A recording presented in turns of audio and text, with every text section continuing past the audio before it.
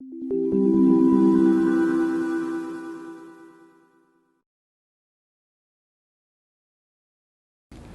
Gary here.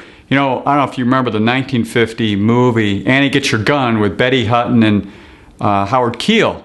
And in that movie, an adaptation from Broadway, was a song called Anything You Can Do.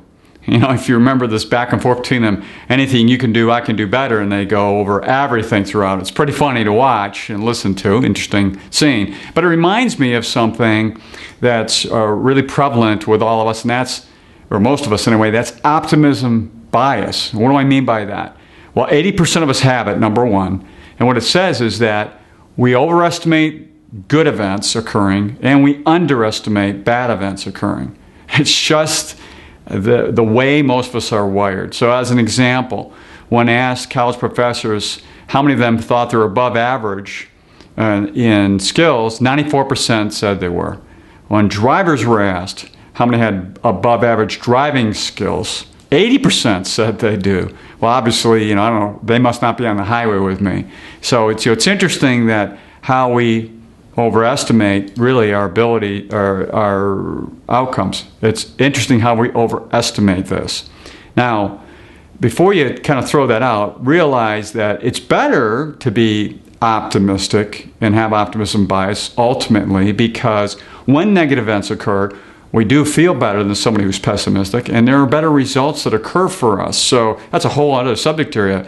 So it's not that it's a bad thing, just recognizing that it's there and understanding that we have to deal with reality. So how does this deal with money? Well, in particular, you can be optimistic about your investments, but understand reality can be negative. So what does that mean? Well, it means when you put your plan together, you look at cash flow and taxes and balance sheet, it's done conservatively. And then when you take your goal-based investing and you structure this stuff out, you make sure that you structure for reality.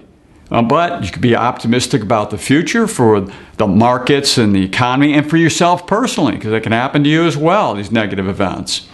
And that's all fine and good as long as you make sure that when reality sets in, our investments don't get hammered, so we end up in a situation where we cannot come back from it. So it's very important to understand that this bias occurs. 4 out of 5 of us have it. It's okay. It's just good to plan for the real world to make sure we don't end up in a bad place. Now I have a commercial here for our technology nights coming up very soon, October 8th, from 5 to 9 p.m. here. And go ahead and take a look at this little commercial. So until next time, enjoy.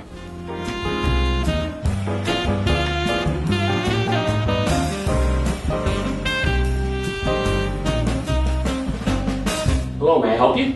Yes, I'm looking to set up a Wi-Fi network in my home, but I have no idea where to begin. Well, we have several choices. First of all, we have different band speeds, 2.4 gigahertz, 5 gigahertz band speed, all based on the 802.11 model. OSI model. I'm sure you're familiar with that. And we have also different security, WPA, WPA2, guest access, USB ports. So if you want to hook up a hard drive, you want to hook up a USB, perhaps. Technology. Let's make it easier than this. We understand that technology can be confusing. That's why we created our Technology Night. Join us on October 8th from 5 to 9 p.m. at Coyle's office for our 3rd annual Technology Night. New this year, the Android Lounge will be joining the iLounge to help you with your smartphone questions. The Links guys are back by popular demand with a cybersecurity briefing. And how about a session on learning technology basics? And there's so much more in our breakout sessions. Find out more information at coilefinancial.com/tech.